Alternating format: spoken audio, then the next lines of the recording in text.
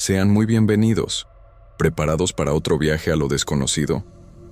Antes de comenzar, me encantaría saber desde qué lugar nos están viendo y qué hora marca en su reloj. Ahora, pónganse cómodos, colóquense sus audífonos y disfruten de otra noche de historias con Oberón que van a comenzar ya.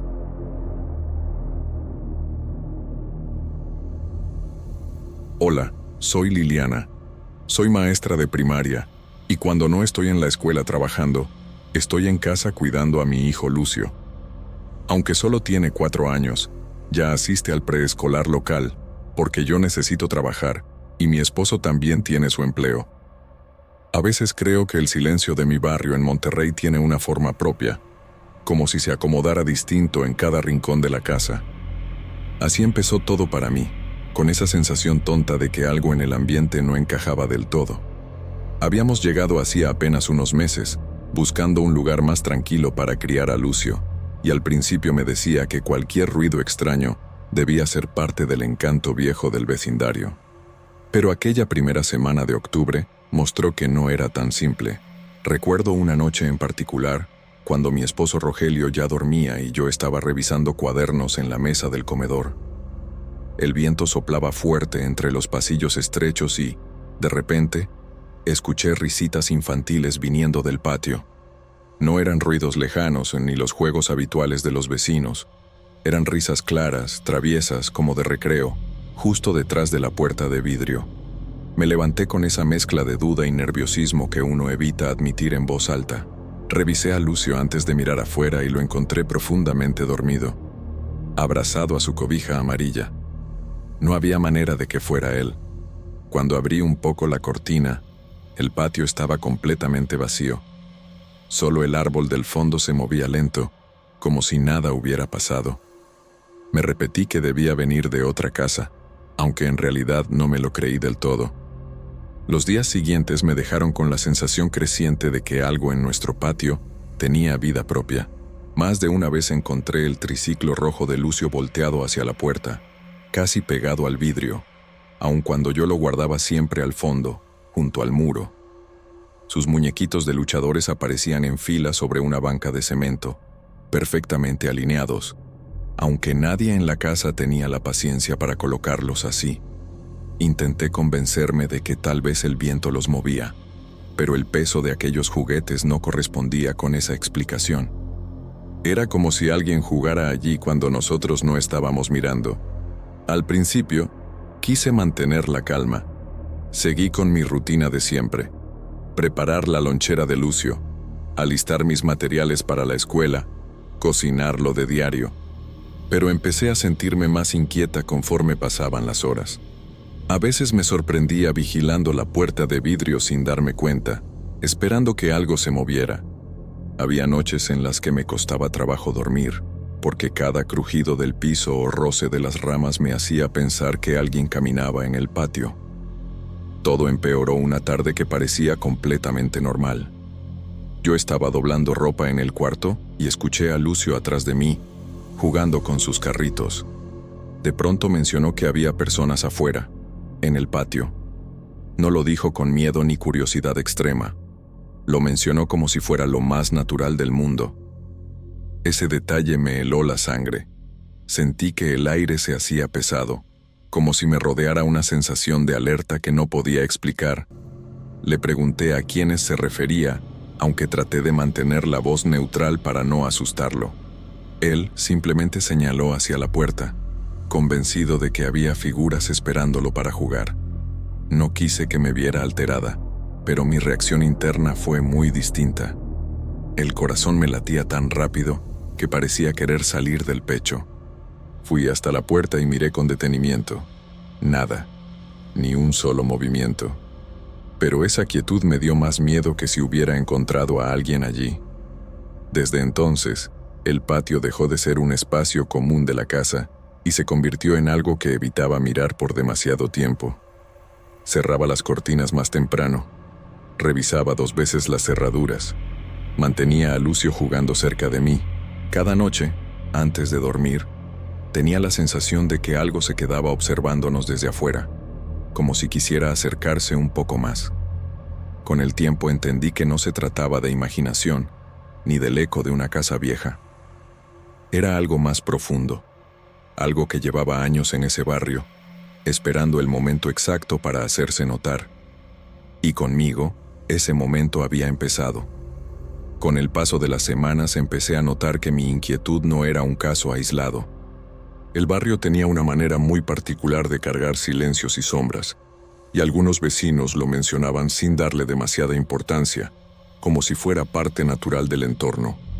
Durante una pequeña reunión que organizaron en la cuadra, una de esas tardes de carne asada donde todos sacan sillas plegables y se quedan platicando mientras los niños corren, escuché a una señora mayor comentar que, en ocasiones, veía pasar figuras frente a su ventana, personas que no reconocía y que desaparecían al cruzar la esquina.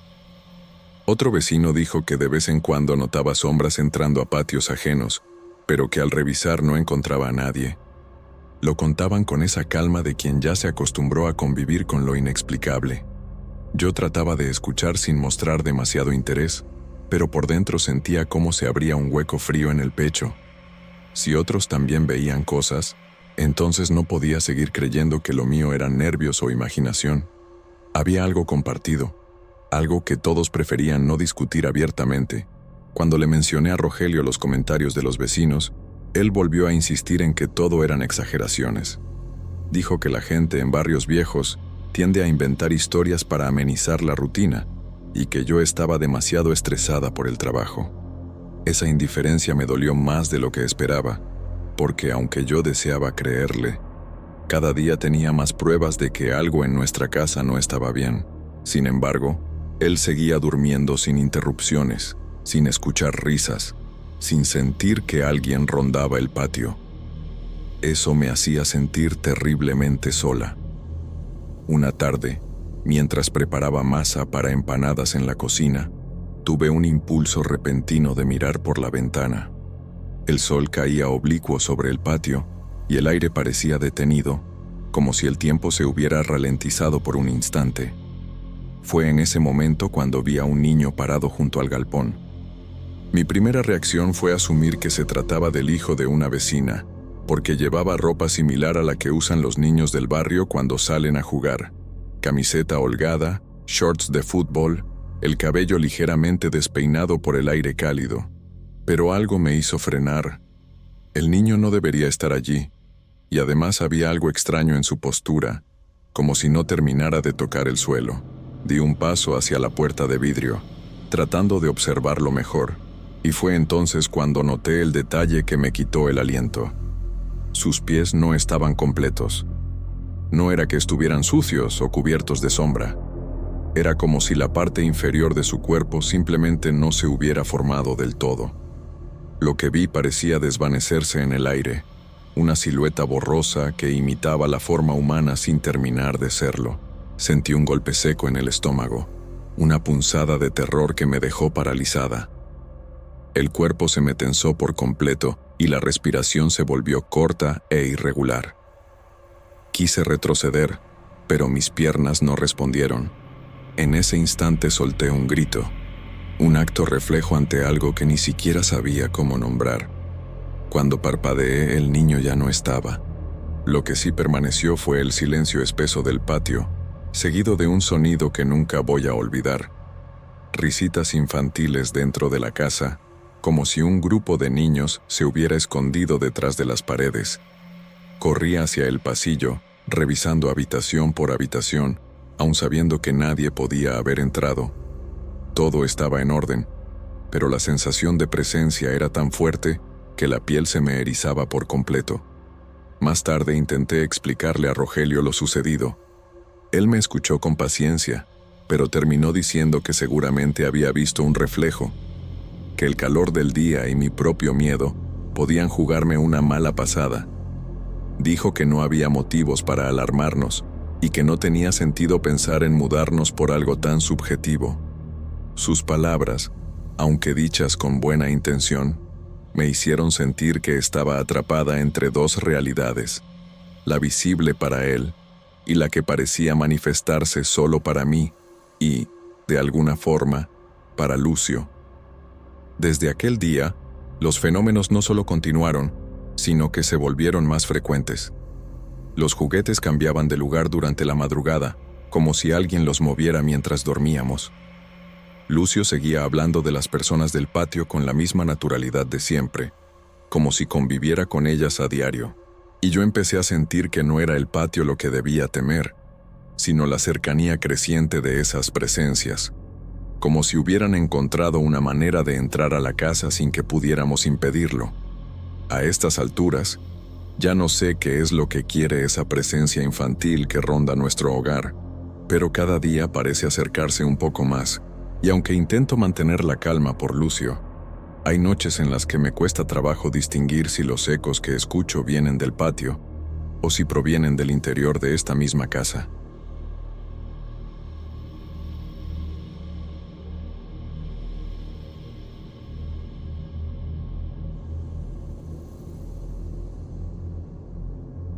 Mi nombre es Fabián. Desde hace años mi vida ha girado alrededor del calor del horno, el olor a metal recién pulido y el sonido constante de martillos golpeando sobre el yunque. Mi taller, ubicado en la colonia obrera en Monterrey, siempre había sido un espacio predecible, tal vez viejo, lleno de polvo y grasa, pero mío. Cada herramienta tenía un lugar, cada encargo llevaba su ritmo. Era un sitio en el que la rutina se sentía segura, casi familiar, como si las paredes mismas me conocieran desde niño. Por eso me costó tanto aceptar lo que empezó a pasar cuando llegó Lurival. Don Adalto, un cliente de confianza, me lo había recomendado como si fuera oro en bruto. Yo pensé que sería alguien callado, acostumbrado al trabajo duro, como muchos de los que llegan de los municipios cercanos. Sin embargo, el día en que apareció en la entrada del taller sentí algo difícil de explicar. No fue miedo, tampoco desagrado. Fue más bien la sensación de que la luz había cambiado, como si el aire se volviera más pesado de un momento a otro. Rubén y Toño, mis dos trabajadores de años, lo saludaron de manera educada, aunque detecté una inquietud silenciosa en la forma en que desviaron la mirada. Lurival se movía de una forma distinta. Caminaba despacio, pero sin ruido, como si el peso de su cuerpo no tocara bien el suelo. Tenía las manos fuertes, sí, pero frías, demasiado frías para alguien que se suponía que trabajaba con metal. No hablaba mucho, solo asentía, y cada vez que se acercaba a una mesa de trabajo el ambiente parecía volverse denso, casi húmedo.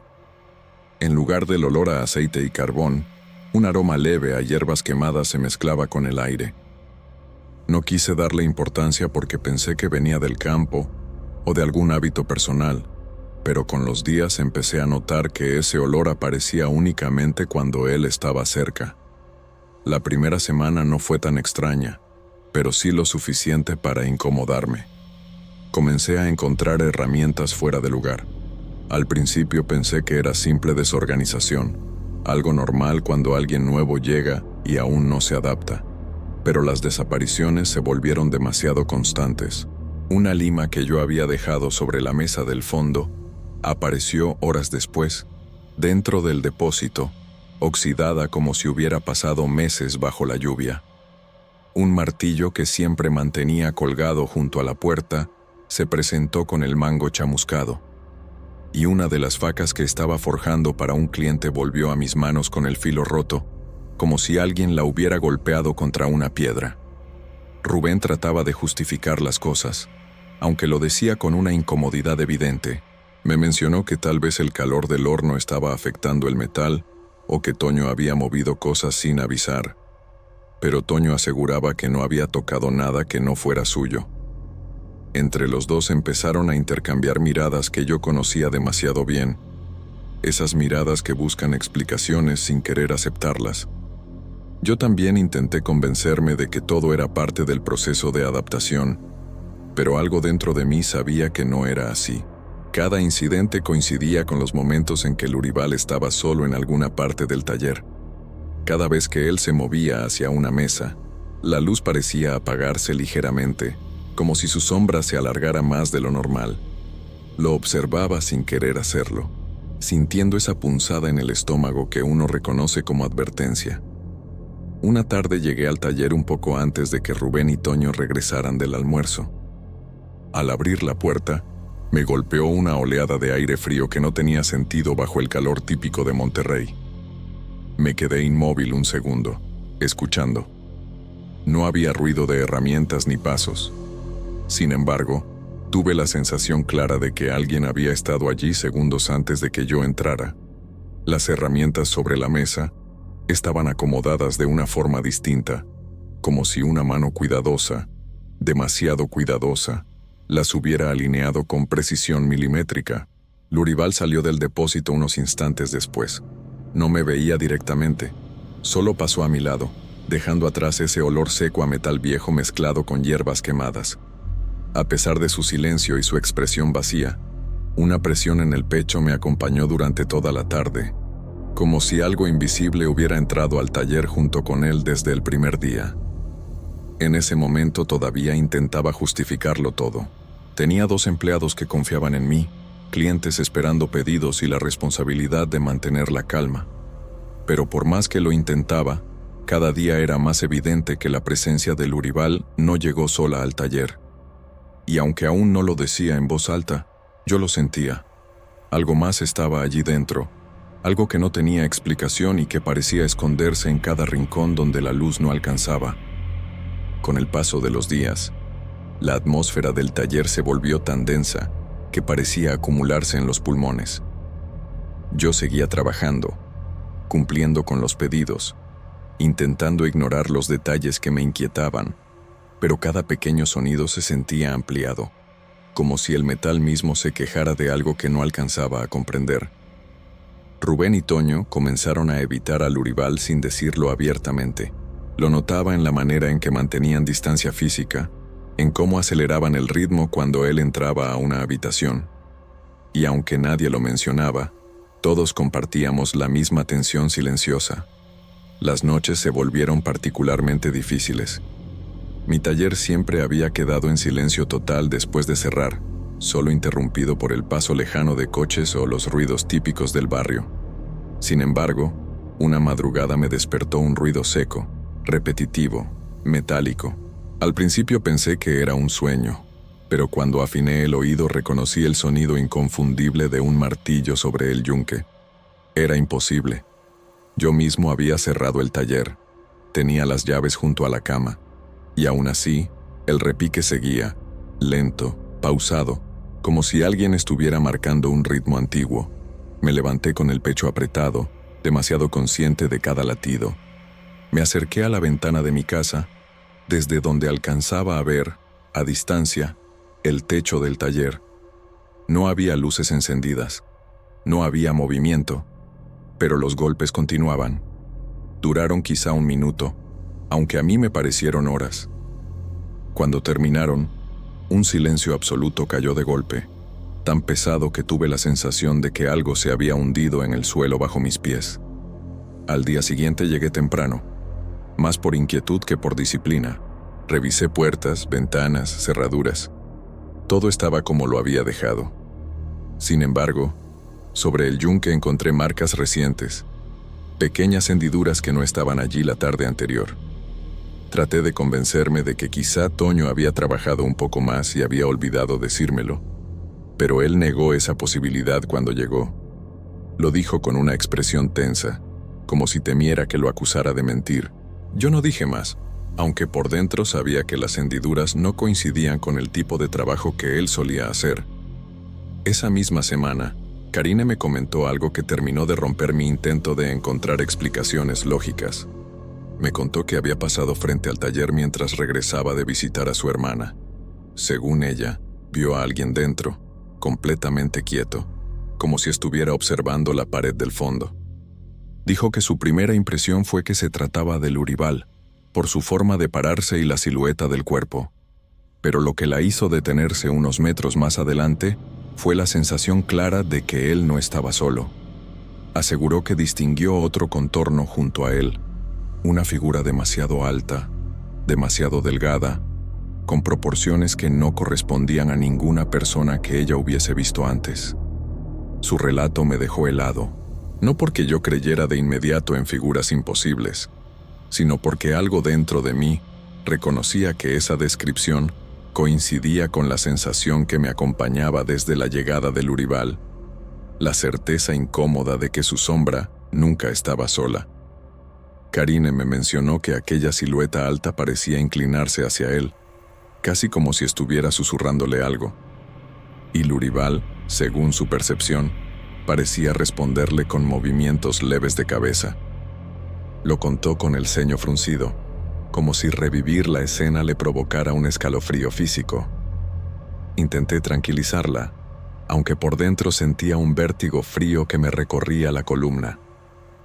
Lo que ella había visto coincidía demasiado con las sensaciones que yo no había querido admitir. Me pasé la noche entera dando vueltas en la cama, repasando cada gesto silencioso del Luribal, cada desaparición de herramientas, cada golpe nocturno. Me di cuenta de que estaba empezando a temer entrar a mi propio taller. Los días siguientes fueron todavía peores. Comencé a escuchar ruidos aislados incluso durante la tarde. Un martillazo breve, como un eco retrasado, proveniente de un rincón vacío, un roce suave de metal contra metal cuando nadie estaba utilizando equipo. Un choque seco detrás de mí, que jamás encontraba explicación cuando volteaba. Rubén confesó en voz baja que también había escuchado algo similar una mañana, pero que no quería decirlo para no parecer exagerado. Toño, por su parte, empezó a pedir salir más temprano sin dar razones claras. Y en medio de todo eso, Luribal se movía con una tranquilidad inquietante. No reaccionaba a ningún ruido extraño. No mostraba sorpresa cuando encontraba herramientas fuera de sitio. Si algo en el taller cambiaba inexplicablemente, él seguía trabajando, imperturbable, casi orgulloso de su silencio absoluto. Su presencia se volvió un centro inmóvil alrededor del cual toda la atención gravitaba, como si él fuera el origen del problema, o quizás solo el conducto de algo peor. Llegó un punto en el que empecé a sentir que el taller no solo estaba cambiando, sino respirando de una forma distinta. Las sombras se volvían más largas en ciertos rincones.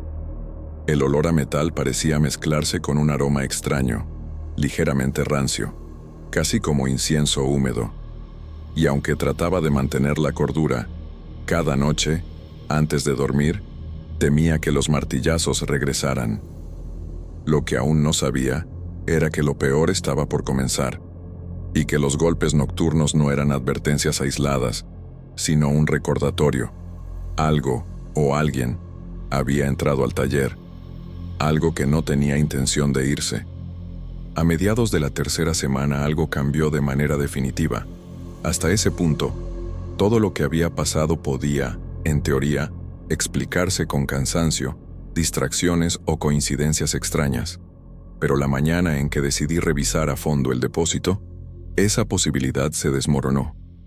El depósito siempre había sido un lugar desordenado, lleno de restos de metal, moldes viejos, cajas con tornillos y piezas que no usábamos desde hacía años. Sin embargo, esa vez, al abrir la puerta, noté que el aire dentro estaba distinto, más frío, más espeso, como si el espacio hubiera sido ocupado por algo que no tenía forma ni olor exactos, pero sí presencia. A simple vista, todo parecía normal, pero cuando avancé unos pasos descubrí marcas en el suelo que nunca habían estado allí. No eran manchas de aceite ni quemaduras típicas del taller. Eran símbolos, figuras geométricas incompletas, líneas curvas entrelazadas con líneas rectas, casi como dibujos hechos con punta de metal o cuchillo.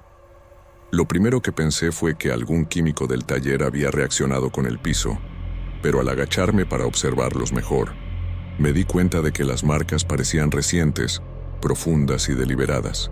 Lo extraño fue que, al mirar un segundo más, tuve la sensación de que las líneas no estaban exactamente donde había creído verlas al inicio, como si se hubieran desplazado unos milímetros. Me quedé inmóvil por varios segundos, esperando a que la luz del depósito jugara algún truco visual. Pero cuanto más los observaba, más seguro estaba de que las figuras parecían moverse, casi imperceptiblemente, como si trataran de ajustarse, de cerrarse o de abrirse. y esa mínima vibración que no debía existir me provocó un escalofrío que me recorrió desde la nuca hasta los pies. Cerca de una esquina encontré restos de algo que no pertenecía al taller: cera derretida. Eran pequeños charcos solidificados, de un color amarillento, mezclados con rastros de hollín y con un olor tenue, parecido a hierbas quemadas. Ese aroma ya era familiar desde la llegada del Luribal, aunque hasta ese momento no había querido relacionarlo con nada concreto. Pero allí, en ese cuarto oscuro, el olor se mezclaba con algo más, un rastro dulce y rancio a la vez, como si alguien hubiera encendido incienso demasiado barato y lo hubiera dejado consumirse hasta el final. En cuanto salí del depósito, el ambiente del taller empezó a sentirse más pesado. Ese mismo día Rubén me comentó que había escuchado risas suaves cerca de la zona de forja, como si fueran voces filtrándose desde una habitación contigua. Yo lo noté nervioso, repitiendo que no había nadie más ahí. Toño, por su parte, aseguró que había escuchado algo parecido a un pequeño campanilleo mientras trabajaba, como el sonido de un cascabel lejano. Lo dijo con los ojos muy abiertos, como si de verdad temiera que lo tomáramos por loco. Ambos estaban asustados, y lo peor era que yo también estaba. A partir de ese día, los ruidos se volvieron cotidianos. No eran golpes fuertes ni sonidos claros. Eran murmullos, pequeños chillidos metálicos, risas infantiles sin cuerpo, campanillas que parecían provenir del interior de los ductos o de rincones donde no existía espacio suficiente para que alguien se escondiera. Y en medio de todo eso, Luribal se mantenía tranquilo, como si absolutamente nada pasara. Lo veía trabajar con calma, golpeando metal con un ritmo que no había escuchado nunca, como si siguiera una pauta muy diferente a la que enseñan los maestros herreros. Lo observaba desde la distancia y notaba que a veces se quedaba quieto, mirando hacia el depósito o hacia algún rincón oscuro del taller, sin pestañear. Parecía escuchar algo que nosotros no reaccionar ante lo que sí escuchábamos. Esa indiferencia silenciosa lo hacía todavía más inquietante. Llegué a pensar que quizá estaba enfermo o envuelto en algún tipo de ritual personal que no comprendíamos. Pero cada vez que intentaba preguntarle, siempre de manera indirecta, sin acusarlo, él respondía con gestos mínimos, casi imperceptibles, como si no quisiera o no pudiera ofrecer explicación alguna. El punto más tenso llegó una tarde. Decidí que no podía permitir que esos símbolos siguieran marcados en el depósito. Tomé una espátula y un cepillo metálico, dispuesto a borrar lo que fuera que alguien había grabado ahí. Pero cuando intenté raspar la primera figura, la herramienta resbaló como si el piso fuera más duro que el acero.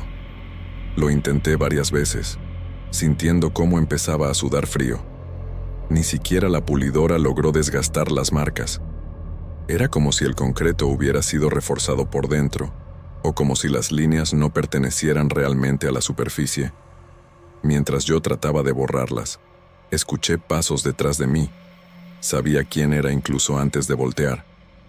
Luribal estaba parado en la puerta del depósito, observando en silencio. No dijo nada, no hizo ningún gesto, solo me miró con una expresión que no supe interpretar. Parecía curioso, pero también distante, como si lo que yo hacía fuera irrelevante para él. Me quedé quieto un momento, esperando alguna reacción suya, pero no hubo ninguna. Finalmente salió sin hacer ruido, dejándome con una sensación amarga, como si hubiera sido reprendido sin palabras. Esa fue la última vez que lo vi. Al día siguiente simplemente no apareció. No llegó en la mañana, no avisó, no llamó, no dio señales. Rubén y Toño me preguntaron varias veces si sabía algo, pero yo estaba tan desconcertado como ellos. Pasamos 3 días esperando alguna noticia, pero nunca llegó. Ni don Adalto volvió a mencionarlo, ni supimos de alguien que lo hubiera visto por la ciudad. Después de su desaparición, los ruidos disminuyeron, pero no desaparecieron por completo. Los símbolos seguían allí, intactos, burlándose de cualquier intento de borrarlos. El olor a hierbas quemadas persistió durante semanas, y aunque traté de seguir mi trabajo con normalidad, No volví a sentir el taller como un espacio seguro. La ausencia del Uribal no trajo alivio, sino una duda más profunda, porque aunque se había ido, algo más había quedado atrás. Algo que parecía moverse bajo el suelo, en las sombras y en los rincones donde la luz nunca entra del todo. Algo que hasta hoy sigue ahí, esperando a ser escuchado.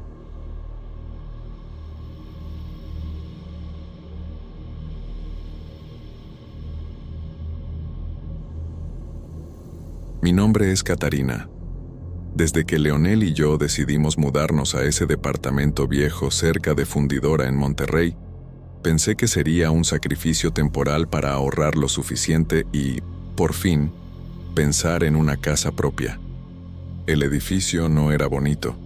Tenía ese olor dulce y húmedo de los lugares que han visto demasiados inquilinos y muy poca reparación. Pero yo veía todo como algo manejable. Estaba convencida de que podía adaptarme, aunque la primera noche ya me había hecho sentir un peso raro en el pecho, como si el silencio del edificio no fuera realmente silencio, sino una pausa tensa. Lo primero que me llamó la atención fueron los sonidos en el techo.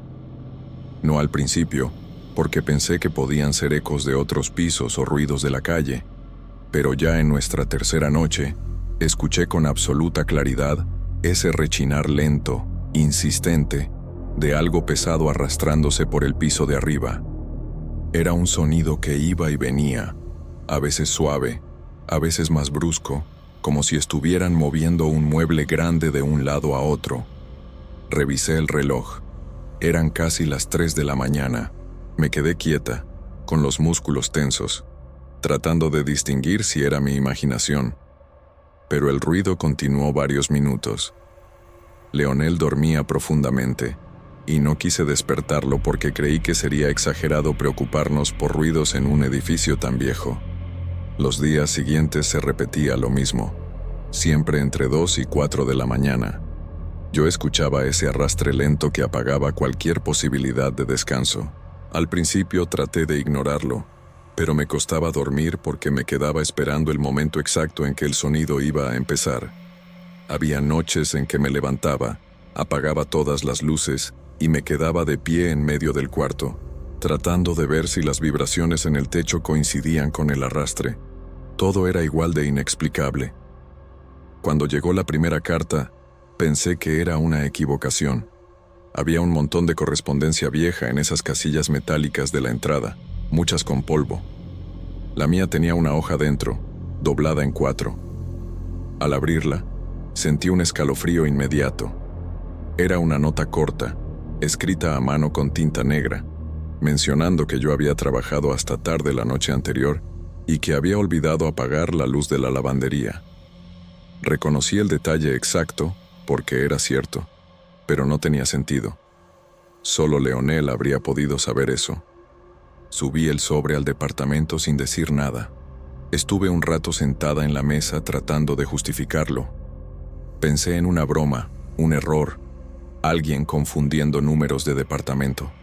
Pero algo en la caligrafía temblorosa me dio una sensación difícil de ignorar. Cuando finalmente se lo conté a Leonel, él me dijo que no entendía de dónde había salido eso y que le parecía extraño que alguien supiera cosas tan específicas. Lo vi inquieto, tratando de no mostrarlo demasiado para evitar que yo me pusiera peor. Aún así, me aseguró que revisaría 2 veces si alguien nos observaba. Pero las cartas siguieron llegando. La segunda mencionaba que yo había llorado en el baño esa mañana por estrés del trabajo. Sentí un nudo frío en la garganta porque yo no había dicho nada, ni siquiera a Leonel.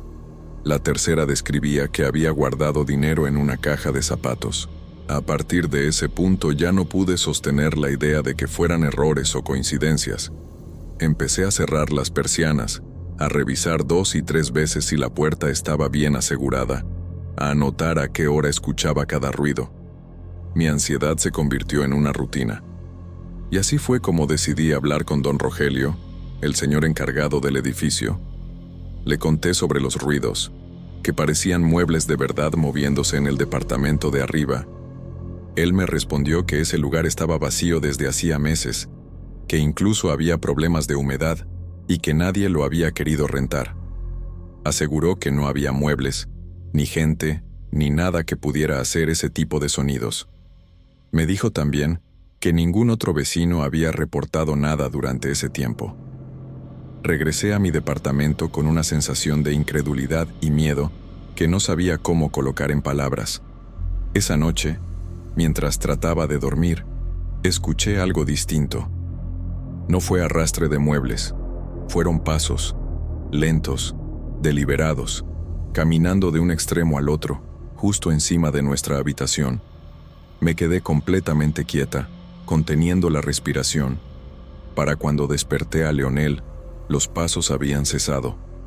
Él trató de tranquilizarme diciendo que quizá me había quedado entre sueños, pero su expresión mostraba algo más, una preocupación real, esa que intenta esconderse para no hacer más grande el miedo. La parte más inquietante ocurrió 2 días después. Eran casi las 4 de la mañana, y los ruidos habían estado particularmente intensos. Me levanté para tomar agua, y cuando pasé por la ventana que daba al pasillo interior, escuché un sonido diferente, como un crujido suave, casi un paso en la escalera. La luz del pasillo estaba apagada. No se veía nada, pero tuve la sensación de que alguien estaba de pie allí, en la oscuridad, observando hacia nuestro piso. No pude hacer nada más que quedarme inmóvil, sintiendo cómo mi pecho se apretaba. A partir de ese instante supe que aquello no era un simple ruido de un edificio viejo. Algo pasaba en aquel departamento abandonado, algo que no quería que ignoráramos, algo que parecía saber demasiado de mí. Y lo peor es que yo ya no podía convencerme de que estaba imaginándolo, porque cada detalle coincidía, cada carta, cada sonido, cada madrugada sin sueño. Todo estaba perfectamente sincronizado con mi vida cotidiana, como si alguien, o algo, se hubiera instalado muy cerca de nosotros, vigilando desde un lugar donde supuestamente no había nadie. Las semanas siguientes se volvieron una mezcla constante de preocupación y cansancio. Yo trataba de seguir mi rutina, pero en el fondo sentía que algo se había quebrado en ese departamento. Cada noche llegaba con la sensación de que las paredes guardaban más de lo que mostraban, como si el silencio estuviera lleno de secretos que yo no quería descifrar. Una tarde, al regresar del trabajo, vi un pequeño alboroto en el pasillo del 3er piso. 2 patrullas estaban estacionadas afuera del edificio, y varios vecinos murmuraban en voz baja, como si temieran que sus palabras activaran algo. Al acercarme, una señora del 2º piso me comentó que el vecino del departamento de enfrente al nuestro había desaparecido. Nadie lo había visto salir, y sus cosas seguían dentro. La policía había tocado puertas, preguntando si alguien había escuchado algo, visto movimientos, cualquier detalle que ayudara. Cuando llamaron a nuestra puerta, Leonel fue quien habló con ellos. Les explicó que no habíamos escuchado nada fuera de lo normal, aunque yo, desde atrás, sentí una punzada de culpa mientras escuchaba sus palabras. No sabía por qué. Tal vez porque desde hacía semanas escuchaba ruidos que no podía explicar y no sabía si tenían alguna relación. Esa noche me costó mucho dormir. La desaparición del vecino activó algo en mí, como si la tensión que había estado acumulando encontrara, por fin, una forma concreta de manifestarse. Me quedé recostada, mirando el techo, esperando el arrastre de muebles de siempre. Pero lo que llegó fue algo distinto, sonidos de voces, varias, como si hubiera un grupo de personas conversando en el departamento de arriba. No eran gritos ni discusiones. Era una conversación normal, cotidiana, casi amistosa, excepto que no debía haber nadie ahí. Me levanté y caminé despacio hasta la sala, tratando de identificar si las voces venían del techo o de algún departamento del lado. Pero no había duda. Provenían exactamente del mismo lugar donde antes se oían los muebles moviéndose. La claridad de los murmullos me erizó la piel. No podía entender las palabras, pero sí identificar pausas, cambios de tono, como si realmente hubiera alguien platicando justo encima de mí. Sentí un frío repentino en los brazos. una reacción automática de mi cuerpo ante algo que, por más que intentara, no lograba racionalizar. A la mañana siguiente tomé valor para subir al departamento de arriba. Toqué varias veces la puerta, aunque sabía que estaba vacío. Nadie respondió. Yo llevaba días con esa mezcla de miedo y necesidad de encontrar una explicación, así que terminé buscando nuevamente a don Rogelio. Le pregunté si estaba seguro de que nadie vivía ahí. Él me contestó que sí, que el lugar llevaba meses desocupado por problemas de humedad y que incluso había revisado días antes. Me aseguró que no había muebles, ni luz, ni señales de ocupación. Yo insistí en que se escuchaban voces, pero él solo frunció el ceño, como si dudara entre creerme o atribuirlo al estrés. Regresé a mi departamento con una sensación de impotencia que me acompañó todo el día. Quería que alguien más escuchara lo que yo oía, que alguien confirmara que no era una ilusión alimentada por el miedo, pero Leonel nunca escuchaba nada cuando yo lo despertaba. Para él todo estaba en silencio, lo que me hacía sentir aislada dentro de mi propio hogar. La aparición de una nueva carta empeoró todo. Esta vez no fue dejada en la casilla del correo. La encontré deslizada bajo nuestra puerta, como si alguien se hubiera tomado el tiempo de subir hasta nuestro piso para dejarla justo frente a nuestros pies. El papel, doblado cuidadosamente, tenía mi nombre escrito con la misma caligrafía temblorosa. Adentro, un mensaje corto mencionaba que yo me había quedado parada en el pasillo la noche anterior, escuchando en la oscuridad. Era cierto. Odié la sensación de estar siendo observada tan de cerca. Apreté el papel con tanta fuerza que terminé rompiéndolo sin querer. A partir de ese momento dejé de sentirme segura incluso en los espacios más rutinarios de mi vida. En el trabajo me costaba concentrarme. En el transporte iba con la sensación de estar siendo seguida. En el departamento me sobresaltaba por cualquier ruido pequeño. Era como si mi mente buscara señales de peligro en cada rincón. Un par de días después, ocurrió algo que me terminó de quebrar. Me desperté de madrugada otra vez por las voces. Eran más claras, más numerosas, como si hubiera una reunión en ese departamento vacío. Me acerqué a la pared del dormitorio y apoyé la oreja. Pude distinguir una especie de risa entremezclada con frases breves, aunque no reconocí ninguna palabra. Mi corazón empezó a latir fuerte, y por un instante tuve la sensación de que esas voces no estaban solo arriba, sino rodeándome, como si se filtraran entre el concreto. Busqué a Leonel, que estaba dormido, y traté de despertarlo con suavidad. Cuando él abrió los ojos, las voces se detuvieron de golpe, como si supieran que él ya estaba consciente.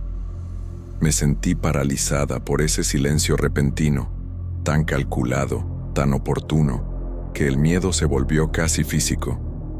Leonel me dijo, con voz cansada, que yo debía estar pasando por demasiado estrés y que deberíamos considerar mudarnos.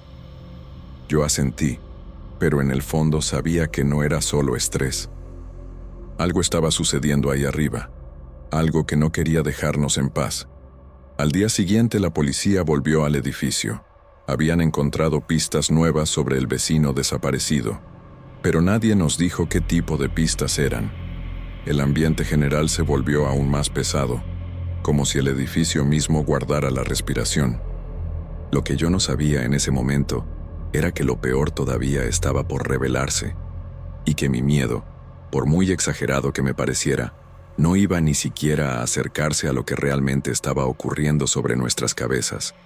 Después de tantas noches sin dormir bien, pensé que ya había alcanzado mi límite, pero la realidad terminó demostrando que siempre había un escalón más profundo en aquel miedo que se acumulaba dentro del edificio.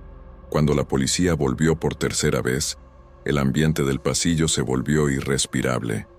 Los vecinos se asomaban apenas, algunos murmuraban teorías, otros preferían no saber nada. Yo estaba intentando mantenerme firme, pero cada detalle parecía conectado con lo que escuchaba por las noches.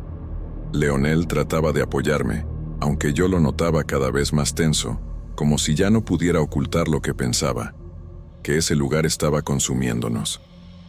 La tarde en que nos enteramos de lo que habían encontrado, sentí como mi cuerpo se quedaba inmóvil, como si de pronto todo se hubiera detenido a mi alrededor. Un agente nos explicó, con ese tono profesional que intenta no generar pánico, que el vecino desaparecido había sido hallado en el departamento de arriba, el mismo que, supuestamente, estaba vacío desde hacía meses, aquel donde yo escuchaba muebles arrastrándose, pasos, voces, risas. Ese lugar imposible, cerrado con candado, sin muebles, sin electricidad, sin señales de entrada. La parte más perturbadora fue la forma en que explicaron el hallazgo. El cuerpo estaba en el centro de la sala, como si lo hubieran dejado cuidadosamente allí, sin señales de violencia, sin heridas visibles, sin rastros de lucha. Era como si hubiera muerto en otro lugar y alguien lo hubiera colocado en ese sitio abandonado. La puerta seguía asegurada desde dentro, sin signos de arrombamiento. Los agentes no entendían cómo había sido posible. Recuerdo haber sentido un frío distinto al miedo. Era algo más profundo, más primitivo, como si mis huesos reconocieran un peligro que no alcanzaba a entender por completo. Ese descubrimiento puso fin a cualquier discusión sobre quedarnos. Leonel insistió en que debíamos mudarnos de inmediato, incluso si eso afectaba nuestro plan de ahorrar. Yo no discutí. En ese punto, ya no podía soportar una noche más con el techo lleno de voces que parecían moverse demasiado cerca de mi nombre. Empacamos en silencio, evitando mirar hacia el techo como si algo pudiera asomarse entre las grietas. Cada objeto que metía en una caja me recordaba cuánto había cambiado desde que cruzamos por primera vez la puerta de ese departamento. Me sentía drenada, inquieta, con una sensación constante de estar siendo observada.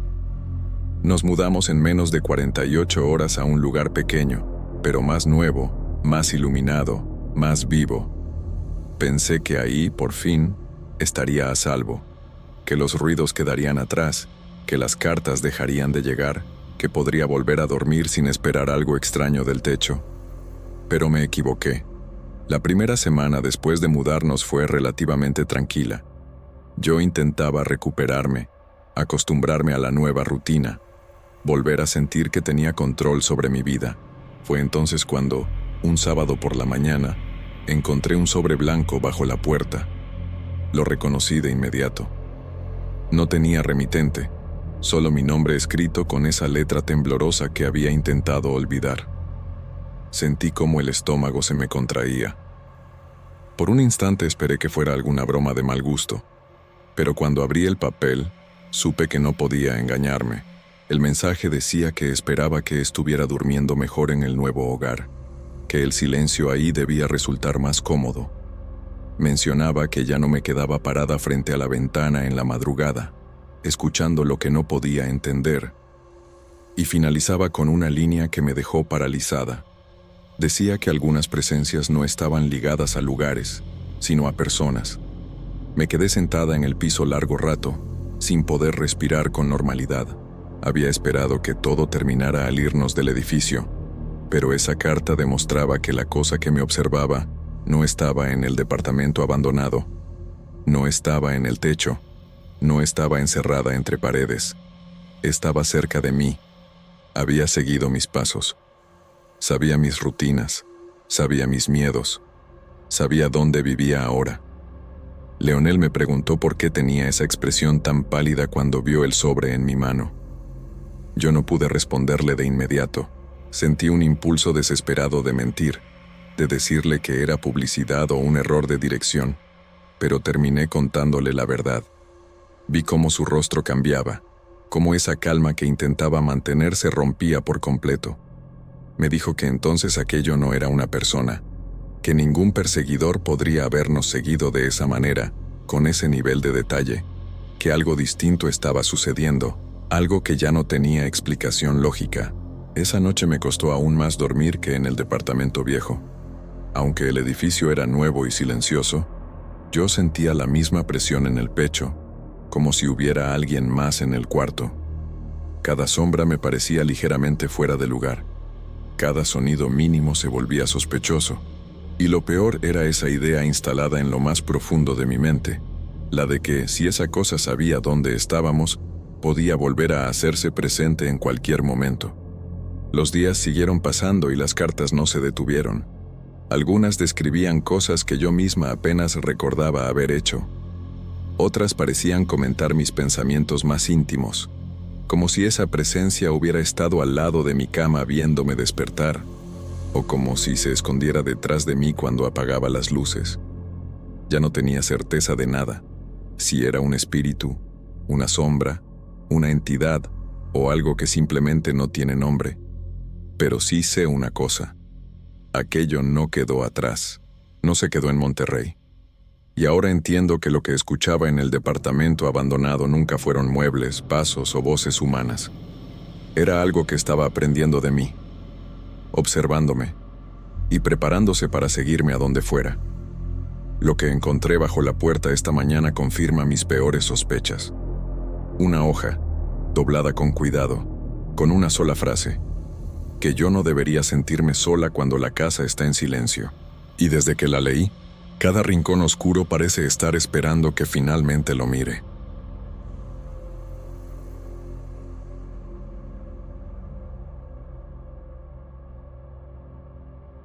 Hola, soy Jorge. Llegué a Monterrey un miércoles por la mañana, con la intención de pasar unos días con mi madre, Celestina. La casa de ella siempre ha tenido ese olor a tierra húmeda mezclado con tortillas recién hechas y el aroma fuerte del café. Mientras desayunábamos, ella me contó sobre los caminos que se adentran en los cañones y me advirtió sobre los cambios rápidos del clima. No le di demasiada importancia. Quería aprovechar para hacer una caminata y sentirme conectado con la naturaleza, alejado del ruido de la ciudad. El guía, Augusto, nos recibió con un saludo firme y un asentimiento serio. Era un hombre fuerte, curtido por años de recorrer las montañas con botas gastadas, sombrero de palma y un aire tranquilo que inspiraba confianza. Reunió al grupo y revisó nuestras mochilas, cordas y botellas de agua. Todo parecía rutinario, casi demasiado normal. Yo estaba emocionado y curioso. Quería ver los cañones, sus paredes rojizas y los desfiladeros profundos de los que había oído hablar. Caminamos por un sendero estrecho, rodeados de cactus y rocas irregulares. El sol era fuerte al principio, pero de repente se formaron nubes grises que cubrieron parcialmente el cielo. Fue entonces cuando empecé a notar algo extraño, una sombra que se movía a la distancia, entre las rocas y la vegetación. Al principio pensé que era un efecto de la luz o un turista adelantado, pero la sensación de ser observado me incomodó. Cada vez que miraba directamente, la sombra desaparecía. El viento comenzó a soplar con más fuerza, rozando mi piel con un frío inesperado que me erizó la nuca. Entre el silbido del aire, percibí un murmullo extraño, casi imperceptible al principio, como si varias voces susurraran palabras de una lengua que jamás había escuchado. Intenté ignorarlo, concentrándome en las risas y conversaciones del grupo, pero una sensación inquietante me decía que no eran imaginaciones mías. Los sonidos parecían acercarse y alejarse, mezclándose con el crujir de las ramas y el roce de las piedras. Cada paso que daba se sentía pesado, como si la misma montaña respirara a mi alrededor y midiera mis movimientos.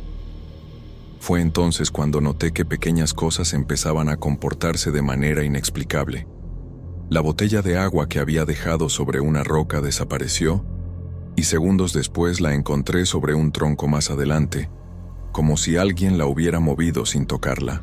La mochila de Augusto, colocada cuidadosamente junto a un arbusto, apareció unos metros más allá, abierta y con sus pertenencias dispersas.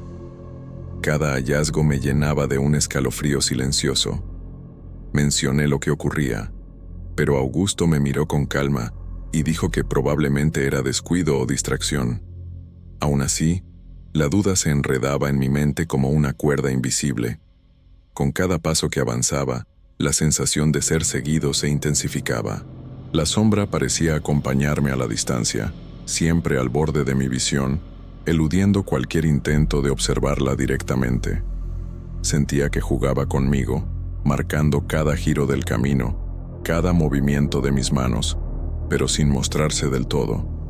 Mi respiración se aceleraba y el corazón me latía con fuerza, pero mantenía una fachada de calma frente al grupo, evitando delatar mi temor.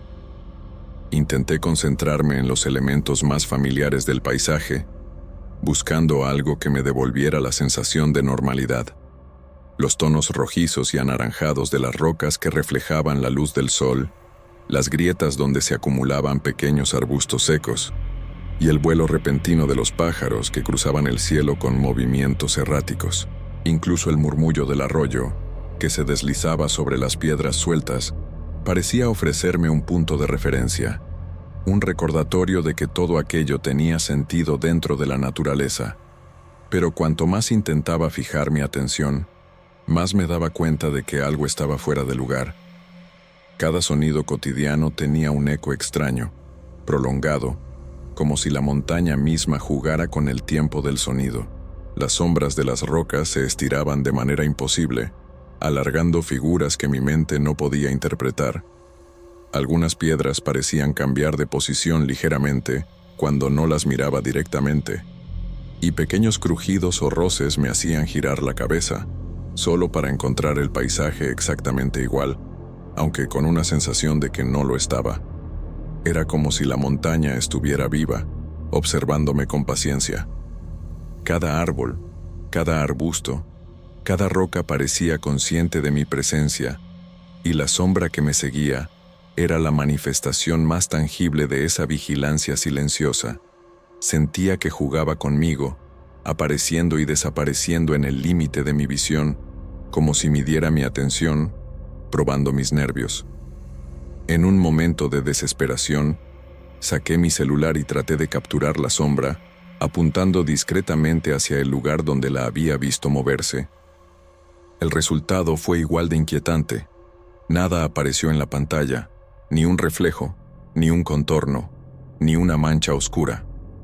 Un escalofrío recorrió mi espalda y una certeza fría se instaló en mí. Esto no era producto de mi imaginación, ni una ilusión óptica pasajera. La sombra me seguía, pero solo yo podía percibirla, incluso con Augusto y los otros turistas cerca, hablando y riendo. La sensación de soledad era absoluta. Caminaba rodeado de gente, pero al mismo tiempo, completamente aislado.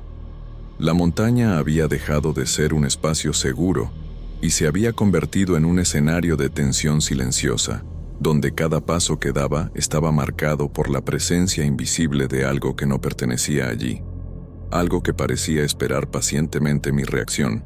Cada momento se volvía más pesado, y la certeza de que no podía escapar de esa mirada oscura comenzaba a hundirse en mi mente como un peso imposible de ignorar. Al final, decidí acortar la caminata. Había algo en ese lugar que no pertenecía solo a los cañones. Sentía que me observaba, que estaba vinculado a mí de manera inexplicable. Durante el regreso, cada sombra, cada ruido del viento, cada movimiento entre los arbustos parecía confirmar que no podía simplemente ignorarlo. El camino de vuelta fue silencioso, tenso, y yo permanecía alerta, con la sensación de que el cañón entero me seguía. Cuando llegamos a la carretera, ya en la ciudad, un alivio pasajero me recorrió, pero la inquietud permanecía. Sabía que la sombra no se quedaría atrás. Algo me acompañaba, algo que no pertenecía solo a la montaña y cuya presencia estaba a punto de volverse aún más cercana. Al llegar a la casa de mi madre, el aire cálido de Monterrey se mezclaba con el olor a guiso recién hecho que flotaba en la cocina. Celestina me recibió con una sonrisa tranquila, comentando sobre cómo había cambiado el clima durante el día. Traté de aparentar normalidad mientras desempacaba mi mochila, aunque todavía sentía esa presión constante en el pecho, una especie de alerta que no podía ignorar. Durante la tarde, intenté distraerme revisando fotos de la caminata, anotando pequeños detalles del recorrido. Pero cada vez que levantaba la vista, algo en la casa me hacía sentir observado. Las sombras de los muebles parecían más densas, las cortinas danzaban levemente sin que hubiera brisa, y el reflejo de la luz en las ventanas parecía prolongarse demasiado. Intenté decirme que era el cansancio y la tensión de la montaña, pero había algo que no podía explicar. Cuando la noche finalmente cayó, la casa se llenó de un silencio profundo, roto apenas por el zumbido lejano de los autos en la calle y el crujir de la madera bajo los pies de Celestina mientras caminaba por la cocina. Encendí algunas lámparas, buscando un poco de calidez y familiaridad, y dejé las cortinas ligeramente abiertas, pensando que el reflejo de la luz de la calle podría darme algo de tranquilidad, un punto de referencia que me hiciera sentir seguro. Pero entonces lo vi. Fue un instante que me congeló. En la ventana de mi cuarto, junto a mi propio reflejo, se proyectaba una forma oscura. No era un reflejo de ningún objeto, ningún mueble ni sombra de la calle.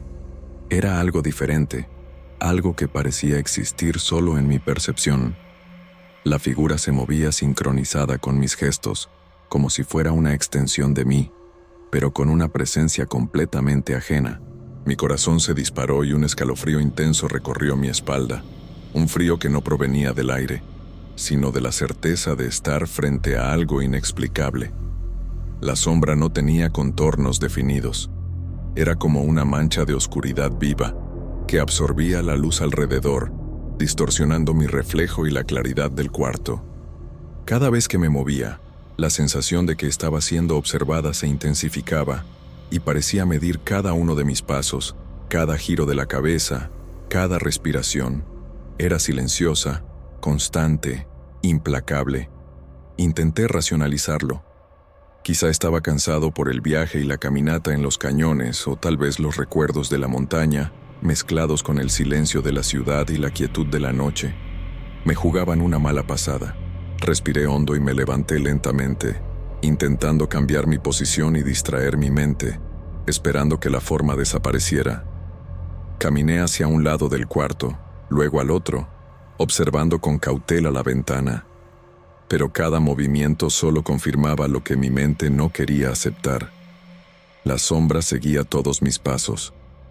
Se reflejaba junto a mí, imitando mis gestos, pero con un peso, una densidad inquietante que no correspondía a ninguna fuente de luz en la habitación.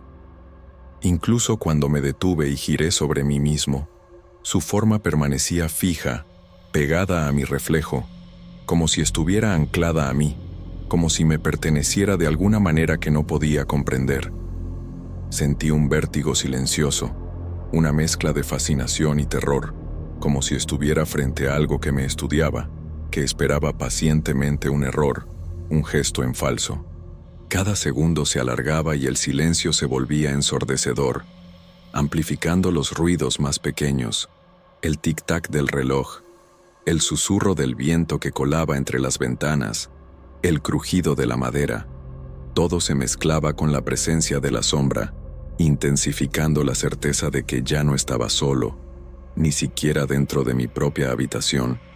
Sentí miedo, pero no de forma explosiva, sino un miedo silencioso que se instaló en mis entrañas.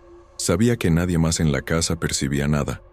Celestina estaba en la cocina, escuchando la televisión y hablando de cosas cotidianas, ajena a mi sensación de ser observado por algo imposible de explicar. Traté de concentrarme en los sonidos familiares, en el aroma de la cena, en el latido normal de mi respiración, pero la sombra persistía, imperturbable. Pasé horas en vela, revisando cada esquina de la habitación, cada reflejo en el cristal. La sombra se mantenía, y con cada minuto, una sensación de inevitabilidad se asentaba en mi mente. Aquello no era algo de las montañas, no era un efecto del viento ni de la luz. Estaba ligado a mí, y ahora me acompañaba incluso aquí, entre las paredes conocidas de la casa de mi madre. Al final, me senté frente a la ventana, inmóvil, observando cómo la figura oscura permanecía detrás de mí, silenciosa y constante. Sentí una mezcla de fascinación y terror. No podía ignorarla, no podía moverme sin su presencia, y tampoco podía compartirlo con nadie sin arriesgarme a que me consideraran loco.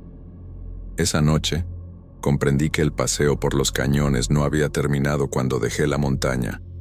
Había traído algo conmigo, algo que ahora formaba parte de mi sombra y de mi reflejo. El silencio de Monterrey, el aroma a tierra mojada de la ciudad y el calor de la casa se convirtieron en un marco inquietante. Algo estaba allí, algo que no tenía intención de irse, y la pregunta que me acompañó hasta quedarme dormido fue simple y aterradora. ¿Hasta dónde seguiría conmigo?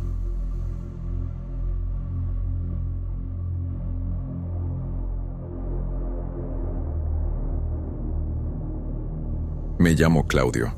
Cuando empecé a trabajar en el turno nocturno del Hospital Central de Monterrey, todo parecía demasiado silencioso para un lugar que usualmente estaba lleno de movimientos y voces.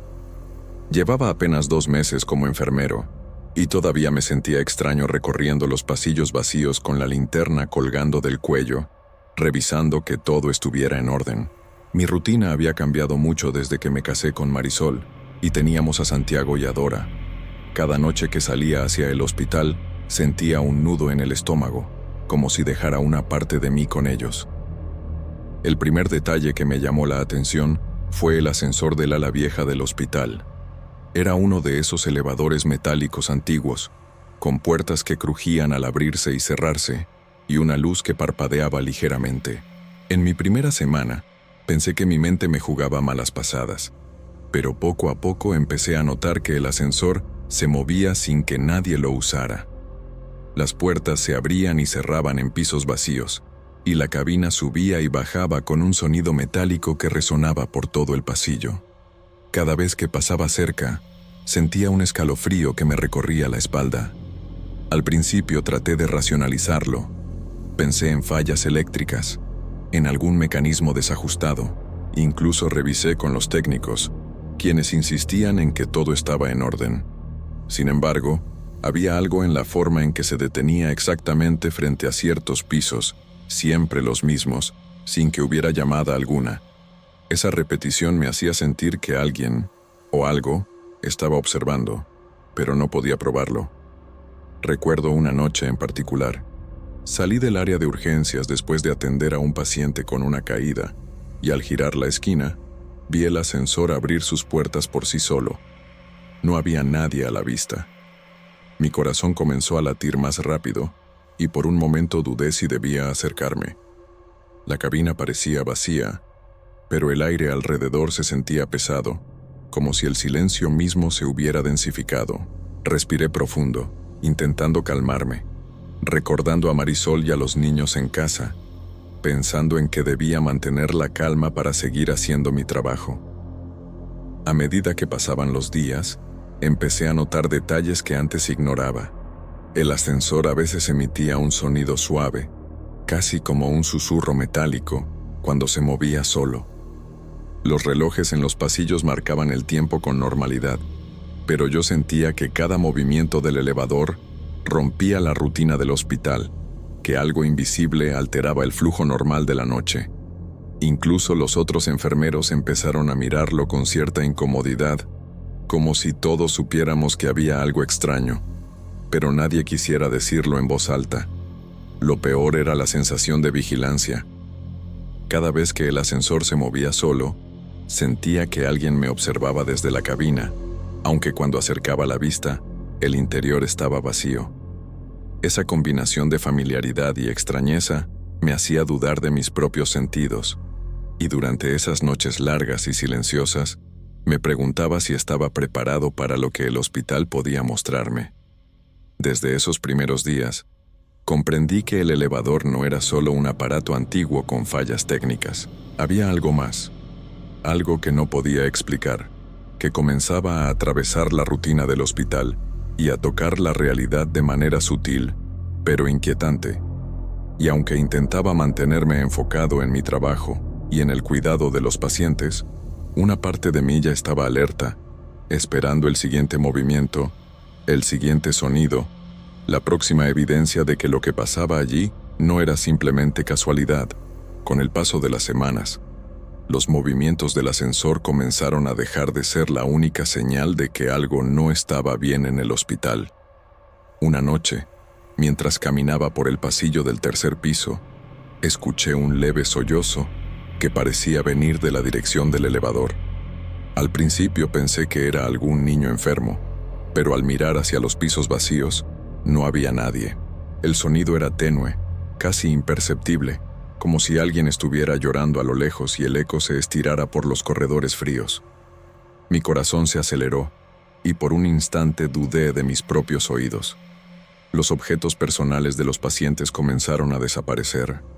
Fotos, gorras, incluso bolsos pequeños que dejaban en las mesitas de los cuartos parecían desvanecerse sin explicación.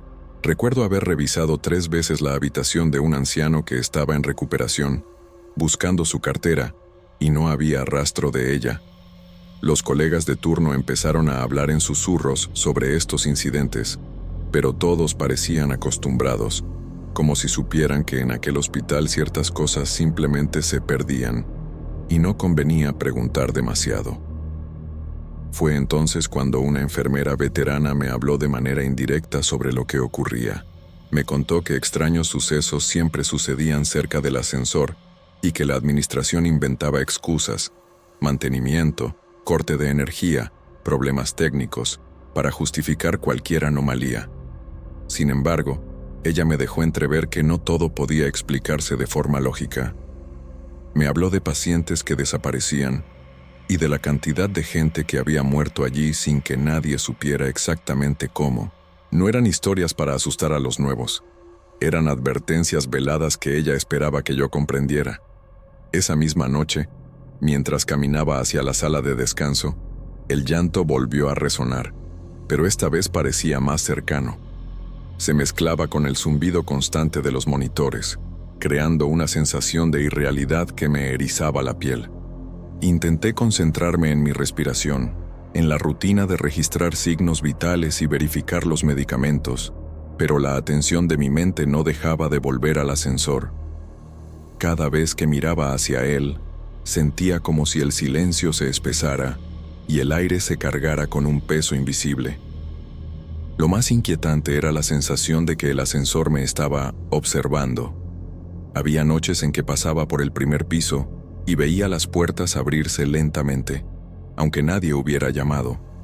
Y aunque intentaba mantener la calma, mi instinto me decía que algo más estaba allí, algo que no podía comprender ni controlar. La tensión acumulada me hacía dudar de mi cordura. Sentía miedo por mí mismo, pero también por Santiago y Dora, y por Marisol, que esperaba que yo volviera a casa entero cada madrugada. A veces me quedaba unos segundos más en los pasillos, solo para asegurarme de que nadie estaba allí, pero entonces los susurros volvían, mezclados con un frío que no pertenecía al aire acondicionado ni a las noches de Monterrey. El hospital parecía latir a un ritmo propio, y el ascensor era su corazón oscuro. Esa mezcla de rutina cotidiana con presencias inexplicables me hizo sentir atrapado entre lo normal y lo imposible, consciente de que algo en aquel lugar no quería ser descubierto, pero al mismo tiempo parecía buscar que alguien lo notara. Desde esos días, comencé a planear cómo evitar el ascensor a toda costa, pero en un hospital tan grande y con turnos nocturnos, era inevitable cruzar su camino. Cada vez que lo hacía, la ansiedad se mezclaba con la curiosidad. ¿Qué o quién estaba moviendo la cabina? ¿Por qué el llanto de los niños y los objetos desaparecían? Y sobre todo, ¿cuánto tiempo podría ignorar lo que claramente estaba ocurriendo allí, sin enfrentarme finalmente con lo que acechaba en ese elevador? Una tarde, mientras revisaba el archivo de antiguos pacientes, encontré un cuaderno desgastado, con páginas amarillentas y bordes quebradizos. Era el diario de un paciente terminal que había estado ingresado hacía años en el hospital. Al leerlo, sentí un escalofrío recorrerme la espalda. El paciente describía experiencias extrañas relacionadas con el ascensor, voces que llamaban su nombre, luces que parpadeaban, y la sensación de ser observado por algo invisible. Según él, una entidad se manifestaba en la cabina, llevándose a quienes estaban a punto de morir.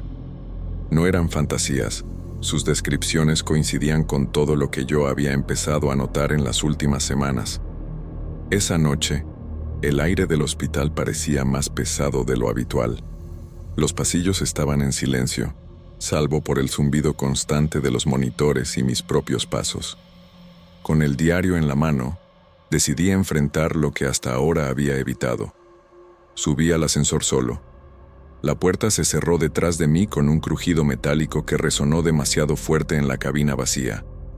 La luz parpadeó una vez, luego otra, y el ambiente se volvió frío, como si la misma noche hubiera entrado conmigo. Fue entonces que escuché mi nombre. No provenía de ningún lugar visible, sino del espacio mismo dentro de la cabina. La voz era suave, casi susurrante pero insistente. Mi corazón comenzó a latir con fuerza y un miedo primitivo me recorrió el cuerpo. Intenté mantener la calma, recordando lo que había leído en el diario, tratando de convencerme de que nada tangible podía hacerme daño. Cuando la luz volvió a parpadear, distinguí una figura en la oscuridad. Estaba de pie, inmóvil, y parecía observarme con una atención intensa. No tenía rasgos definidos. Era apenas una sombra humana que se disolvía en la penumbra. En el momento en que la luz volvió a iluminar la cabina por completo, la figura desapareció, como si nunca hubiera estado allí. Sentí un vacío frío en el pecho, y un escalofrío recorrió mis brazos hasta las manos. De repente, el ascensor se detuvo entre pisos. Un minuto interminable pasó mientras escuchaba el leve crujido del mecanismo intentando reanudarse, y el silencio se volvió abrumador. Respiré con dificultad, sintiendo cada segundo como una eternidad. Todo dentro de mí gritaba que debía salir de allí, que ese lugar no estaba hecho para humanos durante la noche. Cuando finalmente el ascensor retomó su movimiento, subiendo hasta el piso correcto, sentí un alivio temporal, pero sabía que algo dentro del hospital había quedado despierto, observándome incluso después de que la puerta se abriera. Desde aquella noche, no volví a usar el ascensor. Caminaba por las escaleras, incluso cuando el cansancio me pesaba, y evitaba mirar hacia la cabina mientras pasaba. La experiencia dejó una marca indeleble en mí. No podía negar lo que había sentido, ni las voces, ni la sombra, ni la sensación de que el hospital guardaba secretos que nadie debía conocer. Aunque intentaba continuar con mi trabajo, con Marisol y los niños, algo dentro de mí había cambiado. Cada paso por los pasillos nocturnos llevaba consigo un recordatorio silencioso de que lo que habita en ese elevador no está hecho para ser comprendido, solo para ser evitado. Ahora sé que hay lugares donde la realidad y lo inexplicable se cruzan, y el ascensor del Hospital Central de Monterrey es uno de ellos. A veces, en medio de la noche, aún puedo escuchar un leve susurro, como si alguien estuviera llamándome, y el recuerdo de aquella figura en la oscuridad me recuerda que no todo lo que desaparece puede ser olvidado.